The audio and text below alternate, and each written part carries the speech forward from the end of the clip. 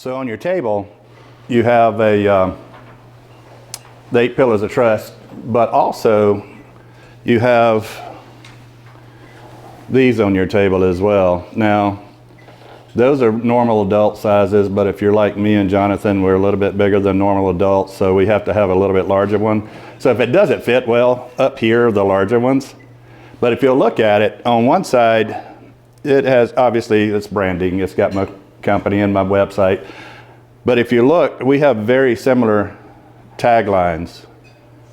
Yours is service above self. I'm think beyond self. And so with that, this is going to be a pretty good audience that is already thinking about other people instead of themselves. And that's what our employees, our students, whoever we're trying to lead, need. They need people who care about them.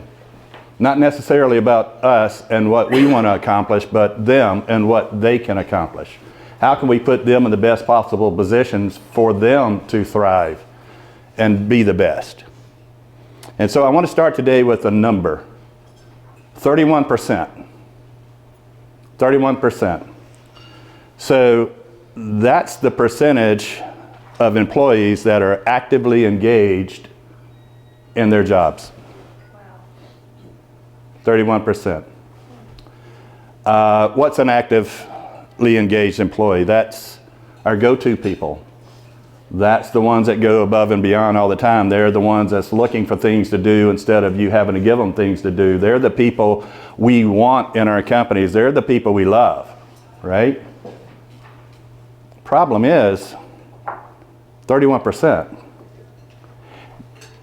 It gets worse. 47% of those 31% are looking for other opportunities. So half of the people that you love. And the big definition of an actively engaged employee is somebody who actually loves their job. They don't just like their job. They love their job. They love their job, except for half of them are looking for another opportunity. What's going on there? What's going on? So we have to, to figure out what's going on, we got to look at the other 69%. So the other 69% of the employee base is basically 52% are mildly or neutrally engaged, apathetic. They're the ones that, you know, you ask them how they're doing or how they like their job. Oh, it's fine. It's good. They rarely talk about it. They show up because they want what? Money. They want a paycheck. They got to live. And there's nothing wrong with that. They actually can do a very good job. They're just not going to give it everything that they could. And what helps our businesses grow, what helps our students get better, is when they give all of their self to their job, or to their work, or to their studies, or to their family, or to their church, or wherever they're actively engaging at. But we got 52% of people who are neutrally engaged. At least 17%. They're actively disengaged. They stir the pot, they gossip, they talk about the management, they talk about everybody, how everybody does it wrong. They know everything, everybody else doesn't know anything. And the problem also with that is 7% of those people are actually very toxic. They're cancerous to the culture. We need to release them into the wild and let them go. So, have you ever heard the thing, Zig Ziglar was big on this, turn over 20% of your company all the time. You got to keep turning 20, 20, 20, 20, 20. You know why? Trying to flush out that 17%. That's what you're trying to do. Instead of trying to engage with them and actually take them up, at least try to get them into the apathetics, right? But the problem is, it's hard. People engagement is not easy. You have to be intentional with it. And I know everyone in this room is busy. I get it. And we keep giving more work to our go-to people because why? They get it done, right? And we got a business to run.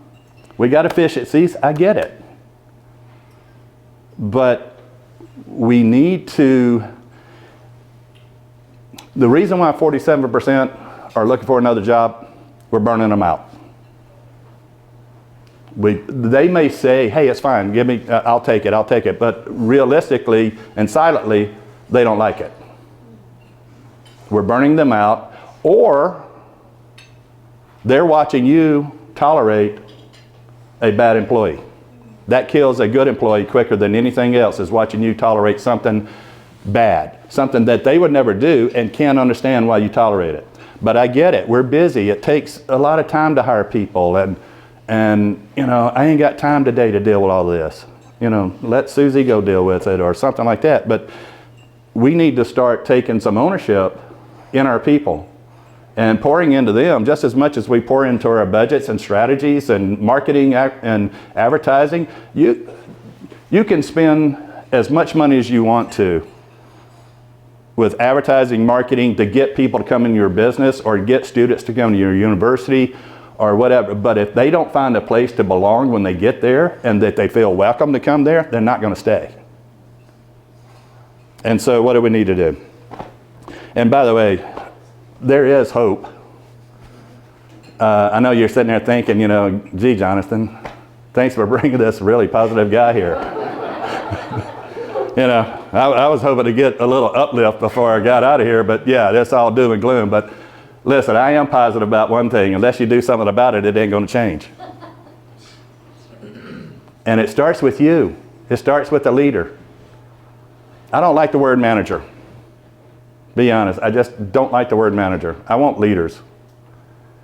You manage tasks, you manage things, you manage assets, you lead people.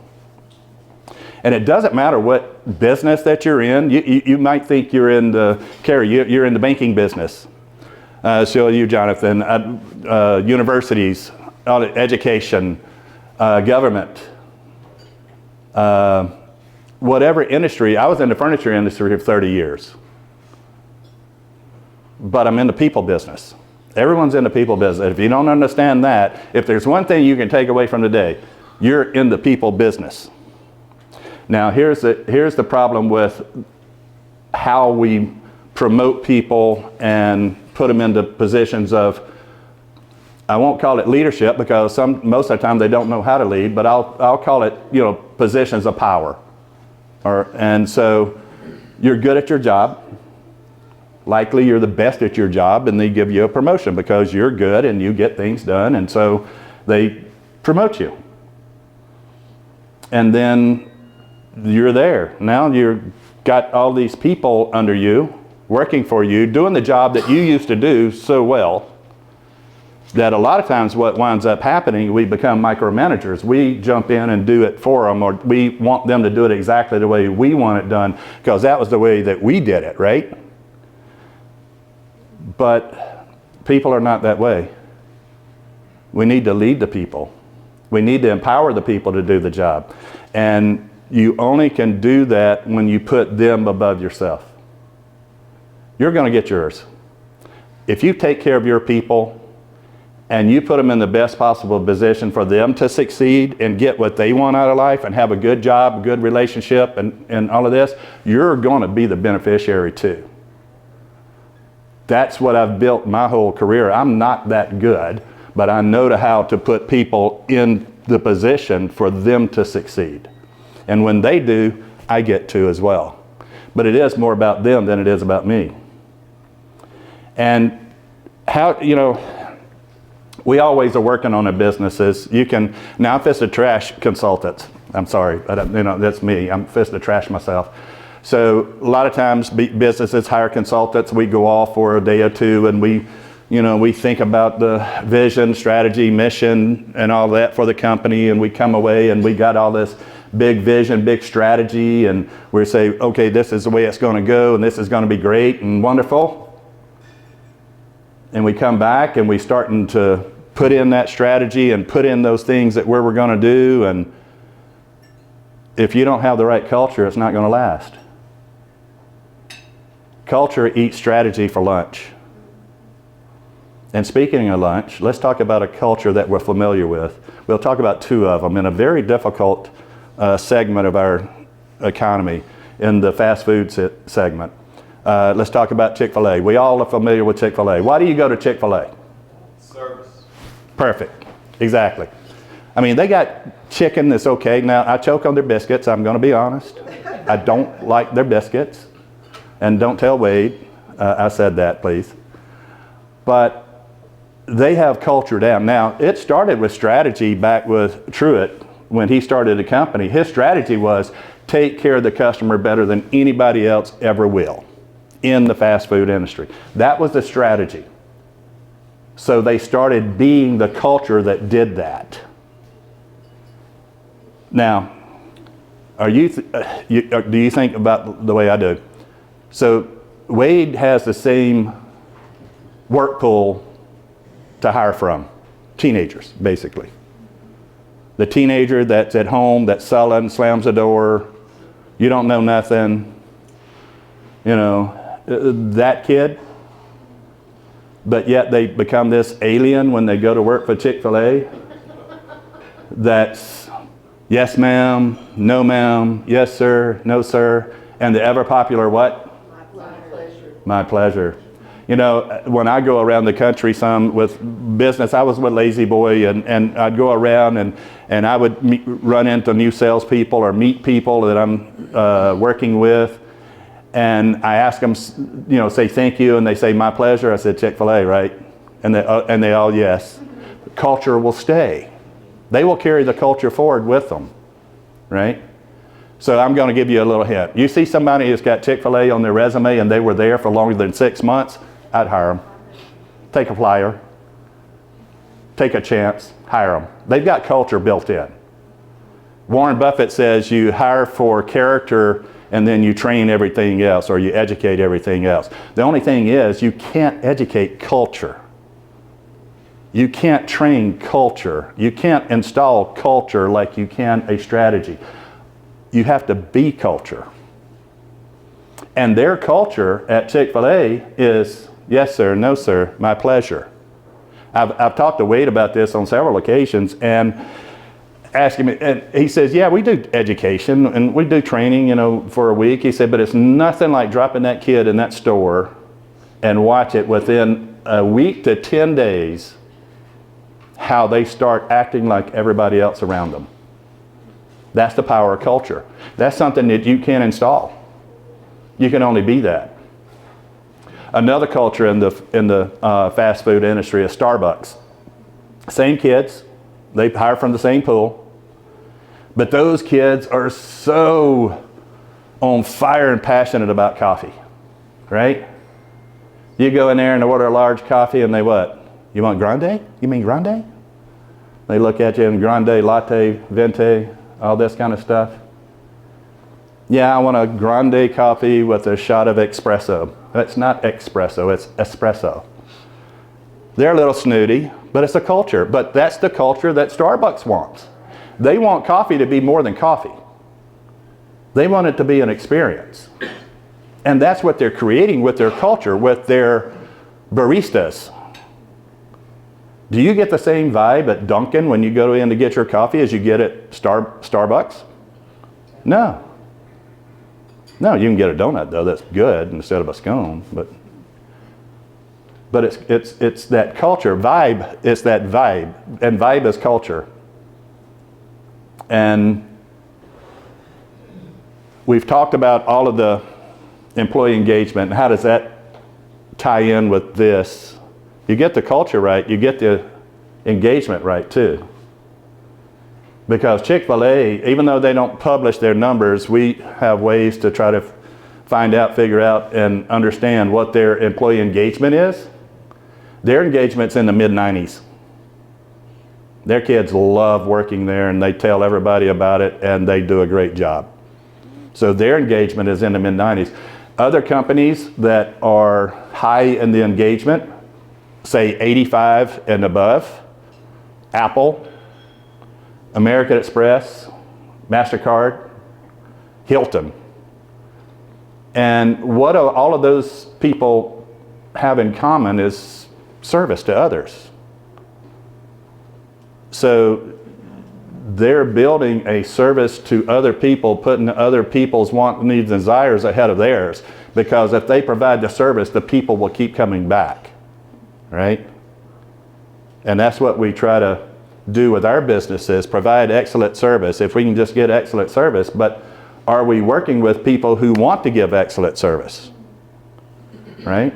Do we have that workforce there that feels engaged enough, feels valued enough, trusted enough to be their authentic self and do what we're asking them to do, which is just to be human and to take care of other people. Now, I happen to believe the culture that is best suited for businesses, educational, governments, whatever, is trust. You know, trust in our country is at an all-time low, right? I think it started in the 60s with the Vietnam War. Institutional trust started going downhill about that time. You know, before that, we trusted our politicians, we trusted what they said to do, and for the most part, we had a high trust level, and we went along with everything because we felt like they had our best interests at heart. But when we started lying about the numbers and we started doing different things with Vietnam, then Watergate happened, and then Iran-Contra, I'm going to pick on Reagan, even though he's my idol, I'm going to pick on him. Iran-Contra, that had something to do with our trust levels. And it's just deteriorated from there. I can go multiple things throughout society that has contributed to the decline in our trust. But there's good news, you can build trust. You can build into a trust culture, but you have to start acting like a trust culture. Yes, sir. Not to interrupt you, I just wanted to, Quick Trip, would you put them in with that culture that's built in? Because you go to Quick Trip just about when you're traveling throughout the country, and I get the same experience, and I don't care where. Sometimes I'm in Georgia, I don't know if I'm in Georgia or if I'm in Alabama, but I would just say Quick Trip maybe would be on that list of a culture that. I don't know the exact numbers for sure, but I can affirm what you're saying. I can go in any company that has employee facing, you know, to the customer or to the client. I can observe them for 2 minutes, 5 minutes, maybe 10. Not really how they interact with me, but how they interact with each other, and then how they interact with the other customers in the store. And I can tell you whether their lead team takes care of them or not. Because anytime that you see a high functioning culture where they're looking at the other person, their lead team is taking care of them. You know, I hate to pick on, and I hope nobody's in here, but you know, Dollar General, come on. I can tell you that they're the worst rated company to work for by their employees. That's public knowledge, and it shows.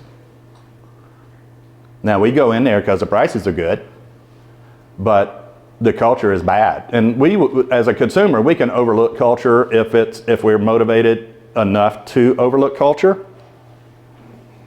But we are drawn to good culture, to excellent culture. That's who we want to do business with, and that's who everybody else wants to do business with. So trust can go up the chain, down the chain, across the chain, go internal to external, external to internal. And that's what you want. That's what you want, trust to be your lifeblood that flows through. And by the way, trust is our currency of today. Every relationship that we have is built on some level of trust. The volume is either up or it's down. We either have high trust or low trust. We have a whole industry that is built on distrust, the lock industry. If we trusted everybody, there's no need to lock anything up. But distrust started back with the caveman. I'm sure he probably had a bicycle chain around his wheel and had it locked up so Igor wouldn't steal it from him or something, right?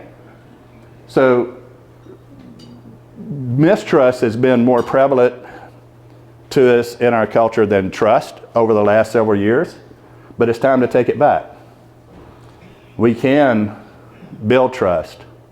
We can restore trust in our employees and give them trust. And how do we do it? In front of you, you got our 8 pillars of trust. And within those pillars, all of them are important, but there's 3 superpower pillars: connection, clarity, and consistency. That's, I don't know, Superman, Batman, and Spider-Man. That's your 3. That's the 3 you want on your team. And it all starts with connection, really. And connection is, you know, when somebody meets you for the first time, and y'all are looking at me, and one of the questions subconsciously, whether you know it or not, it sort of went through your head. It's just the way we do psychologically, way your brain operates, is, you know, can this guy help me? Do you care about me? And can I trust you? That's 3 questions that run quickly through your brain, whether you know it or not. But the main question is a 4th one: am I safe?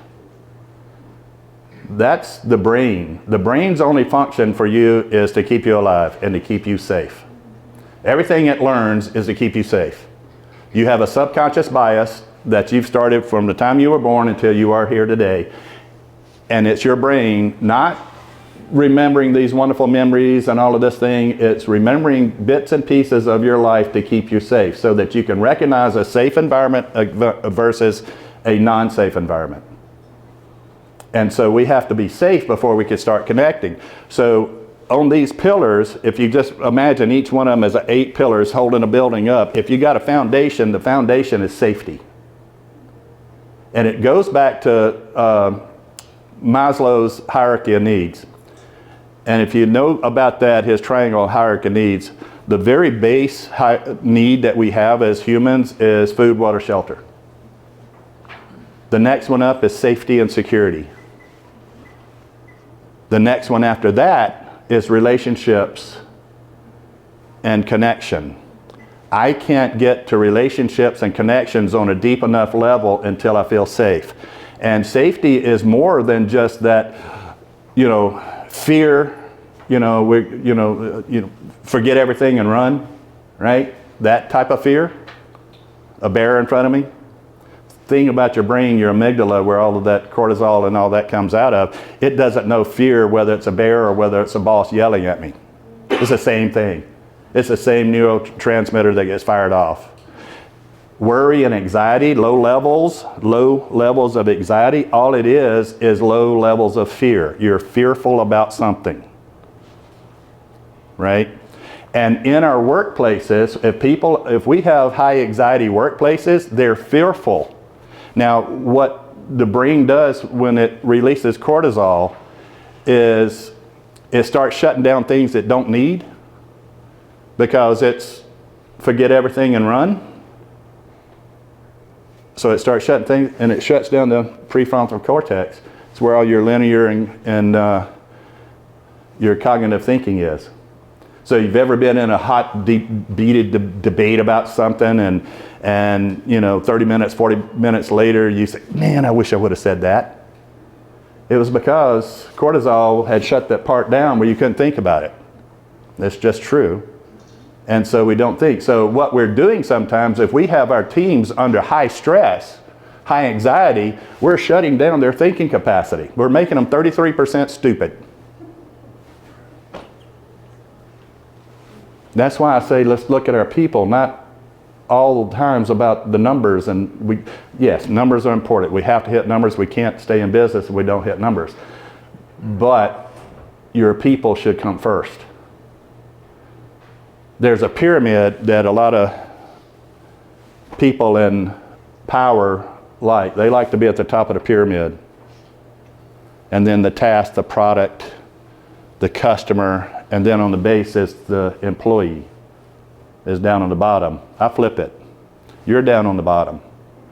Your employee is the main thing for you. If you take care of them, they'll take care of everything in between you. And that's your job. So, we have to make them safe. And you do that through these 8 pillars. There's different ways that we can walk through this and help people to get safe and feel connected. And we talk about clarity. I'm going to give you one really quick, easy hit. something you can win with at home or at work or in the classroom. Get more clear. We think we communicate all the time, and we do. We think we are very clear with our communication, and we're not. Kerry will know when he and I are planning stuff, he knows that I want a date and time on the calendar of when we're going to do this. I've got to have a date and time and calendar, and who's going to be doing it. And all too often we have this thing in the office, hey, when you can, Jonathan, get that back to me just as soon as you can, right? And so I go off back to my office. Now, my soon as you can is really as soon as it came out of my mouth. Now, Jonathan's may not be that way. It may be, okay, I got a little time to work on this. And so off we go. So now what happens? Frustration starts to set in at some point, because now I haven't gotten it and it's been 3 hours.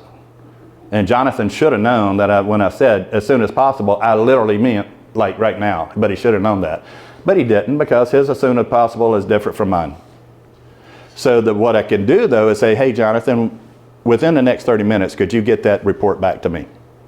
He knows he's got 30 minutes. That actually gives him safety. It's like our kids, you know, we think our kids really don't want discipline, but they do want to know where the boundaries are. They want the clarifiers. And if we give those to them, they feel safer with that. They know they're in that protection circle, right? And we can do that with our employees as well. If you got a project that's going to go on for a little bit of time and you say, I need it by the end of the week. Today's Tuesday, I need it by the end of the week. Bad. Bad. People are procrastinators.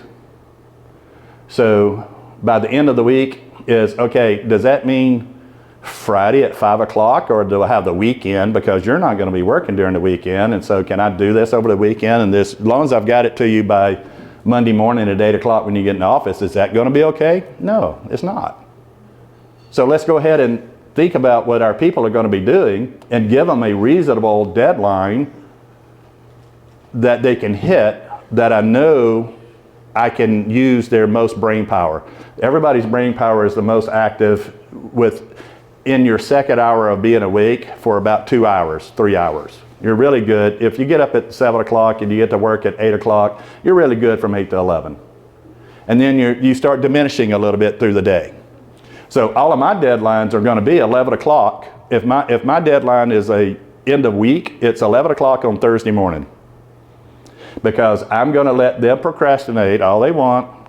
And then when they get up and say, oh no, I got to get this report to Rusty, and it's 8 o'clock in the morning, I'm using their most brain power. I'm not going to let them go into the afternoon after they've ate spaghetti and green beans and sort of get that afternoon lull going, because it happens. It's just your natural business, natural body rhythm. You're going to dip in the afternoon. So if they've got a 5 o'clock deadline or a 4 o'clock deadline, they're going to procrastinate till after lunch. I know people. They will. People are people. And so now I'm going to use less of their brain power to get a project done that I want to get done. So ODC. I am OCD, but I want you to remember ODC. Outcome, deadline, clarifiers. If you will start using that quick little method, here's the outcome that I need. I need this report done this way, such and such. Here's the deadline. I need it by Thursday at 11 a.m. And here's the clarifiers.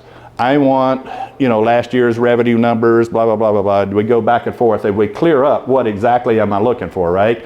This person then has to tell me back, and we agree on all three things. We agree on the outcome, we agree on the deadline, and we agree on the clarifiers, or they get to ask more questions to be clear. I give it to them. I can walk away, hopefully, knowing it's going to be done by 11 o'clock on Thursday. But if you start just using that one little tool, one little thing, you will start seeing your people perform a little bit better, because they know what you want. The problem is we show them what they do, and we hardly ever tell them what we want. If you educate to why first, then you can train for almost any how. If they understand and they really grasp the why we want this done, then they will do a how. If you don't tell them the why, they're going to shortcut the how. People are people. They always do it. If we have 31% that are actively engaged, and we want to get that, the group that I focus on really is the 52%, because in the business that I do, I don't actually work, well, I can. I do have some one-on-ones with some of the actual employees and workers and everything, but mainly I deal with the lead teams, the people who are in charge of the people who do the job. And I teach them all of this information, how to relate to people, because they didn't get taught that. You got taught how to do your job. You got taught accounting. You got taught engineering. You got taught all of this different type of things, but one thing that you didn't get taught in your schooling, it's just hopefully you learned it growing up, is how to relate to people. And if you're in the people business, I would think you would want to know how to relate to people. So I'm not a business consultant. And you can do all the great strategies, hire Deloitte, hire Korn Ferry, do all of that kind of stuff to get all these strategies to come in and fix your business. But until you fix your culture, you're not going to fix your business. It's just not going to happen, because you can't, strategy won't win against culture. So we have to attack the culture. So I'm going to focus on those 52%. I'm going to try to look at the ones who are apathetic and try to get them a little bit more engaged. And by the way, apathy and what they are, they're really comfortable. They're comfortable in their job. They just do their job. It's sort of autopilot type of thing. They don't look for anything else harder to do. It's just autopilot. But comfort is where innovation goes to die. You know, if we always stay in our comfort zone, if you're wanting other things and you're in your comfort zone all the time, you would already have them if they were in your comfort zone. Most of the time they're outside of our comfort zone. So we have to get a little bit of comfortable with being uncomfortable. We have to change some things up, and people hate change. Your brain, that's why, because your brain has learned all this stuff to keep you safe, and now you want to start to change stuff, and it's not happy with that. But we can overcome that. We can say, okay, it's going to be hard. I'm going to embrace it because I'm going to be uncomfortable. And so we're going to just start going down this road. So how do we look at the 52%? So what I have been successful with is taking this curriculum, the whole 8 pillars of trust, and working with the Herman whole brain thinking and some of my things that I've developed over the years, the 5E of leadership, which is engage, empathy, equip, empower, and encourage. Those are the 5 things you need to be doing with your people all the time. And so taking those things and doing monthly, usually monthly, facilitations and one-on-one meetings, you can start to affect that 31%. You can start growing it, because working through your people and educating them on how to be people, and then go relate with their people and get them doing things that they didn't know they could do, wanted to do, or was asked to do, they will start being more engaged. I'll give you some numbers from my most longest tenured client. I've been working with this client on the coast. It's a 3-store furniture chain. I've been actually working with them since 2006 when I went to work for Lazy Boy, and I was their Lazy Boy person. And we worked on and off over the last 20 years, but it wasn't until last year when I retired from Lazy Boy and started 5E that I started working with them more specifically on this, on trying to change the culture. They had a good culture, but we was working on trying to change it. So we can measure, obviously, the engagement, but I can measure trust levels in your companies too. We've got some surveys that can measure your trust levels. So we put in the field with them back in July of 23 when I first started doing this, and we benchmarked it first before we ever jumped into any curriculum or any education, and we looked at it, and they were basically a little bit above average from Gallup. They were 44% engaged, which is good. I mean, it's not the 31%, but 44% engaged. And their trust was pretty good. It was at 71%, no, actually 72%, 72% trust. So that was pretty good. Our national average on trust index is 65%. So whereas the national average for engagement is 31, national average for trust is 65. And so theirs was 44 and 72, just a little bit above. So we started working, started doing these things, and then in May of last year, May 24, we did another survey of both to see where we were after just working with the 5 to 6 to 8 leaders and them going into their stores and interacting with people. We wanted to see, okay, where are we at now? And our engagement level with our employees, because everybody takes this, our engagement level from the employees had gone in that period of time from what was it, to May, had gone up to 71% engagement. We had gone from 44 to 71%. Trust, even though they were already a fairly high trust organization, had gone up to 84%, so 72 to 84. And just first part of this month, we put it back in the field, the surveys again, to see where we're at now. And proud to say now we are at 84% engagement and we are at 91% trust. It's no wonder that their revenues are up, that their profits are up. Now, I'm not going to take all the credit for it. I'm going to take some, but I'm not going to take all the credit for it. They had to do the work, but they had to have the tools to do the work with. They had to have the education to understand, if you do these things, this will happen. And most everything that we do is based on neuroscience and psychology of people. Whether it's the Herman whole brain thinking, that's where we map out and see how does people actually think. We think out of 4 quadrants of our brain. How do we think so that I can start talking to that person in the quadrant in which they think in? And then we learn about trust and how can I show trust so that I build trust. You can't just say, trust me, everything will be okay. I don't trust you from Adam at that, right? But if you show me that I can be trusted, then I'm going to start trusting you. And then the 5 E's. It's just that simple. Just if you encourage your people, encouragement is more effective than discipline. Find them doing something right and encourage the fire out of that, and you will keep getting that behavior. That's sort of like what Wade does. He encourages their kids all the time. You're doing such a great job. Man, I saw you work with that customer. By the way, don't tell people you're a rock star, you're so bright, you're so gifted, you're so wonderful, you're such talented, you're a great athlete, all of that kind of stuff. They'll start believing that, and then they will stop doing the things that got them to that.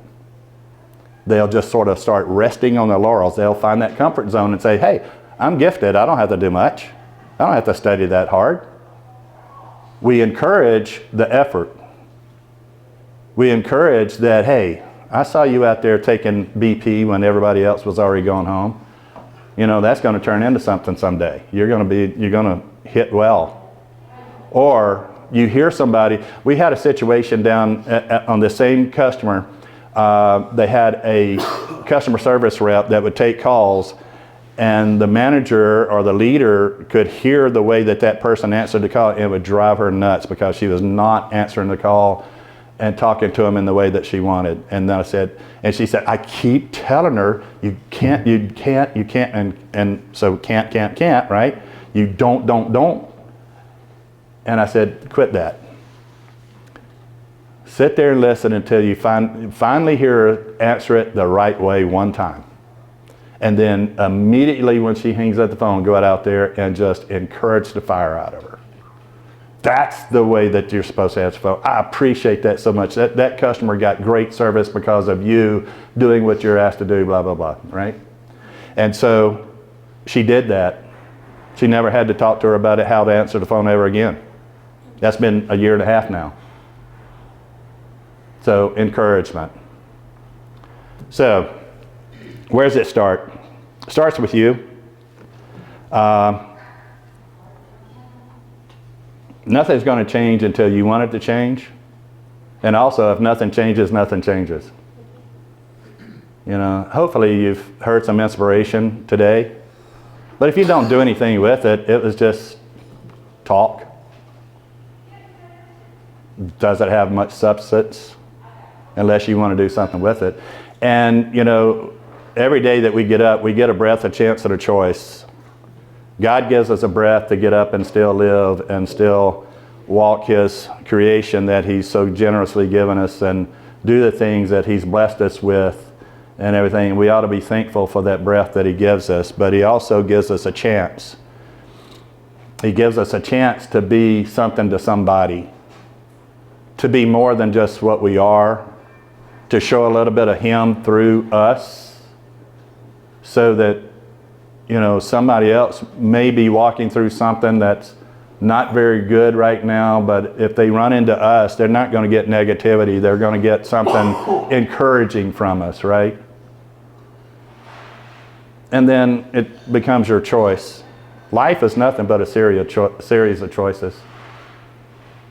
Choices have consequences, either good or bad. And we can choose to speak life to people or speak death to them. We can choose to be adding value to people or taking value. We can choose to be, as I like to call it, we can be a battery or we can be a vacuum. We can either give power to somebody or we can suck the life out of them. And you're going to do that. So why not make the choice to put somebody else first? You know, I love a friend of mine, Jeff Coletto. Always you ask Jeff, and how are you doing today? Well, I've never had a bad day. And I got sick and tired of hearing that. We all have bad days. And I called him out on it one time. Now, granted, we're in California. He lives in Temecula in this called Canyon Lakes. We're in Southern California. We're up at his house, looking down at the lake, crystal clear. It's 332 stairs to get down to his boat launch. So that's how far up we're up, right? And I'm thinking, yeah, I could sit here and never have a bad day too. But so yeah, it's sort of hard to have a bad day when you're looking at something like that. But I said, you know, Jeff, we all have bad days. He said, yeah, you're right. He said, but I don't have the right to give you my bad day. He said, so I'm going to take care of it myself, along with some help from other people that'll come alongside of me and help pick me up. He said, but I don't want to give you anything that's going to start and derail your day. So it's your choice. What are you going to do with it? Thank you.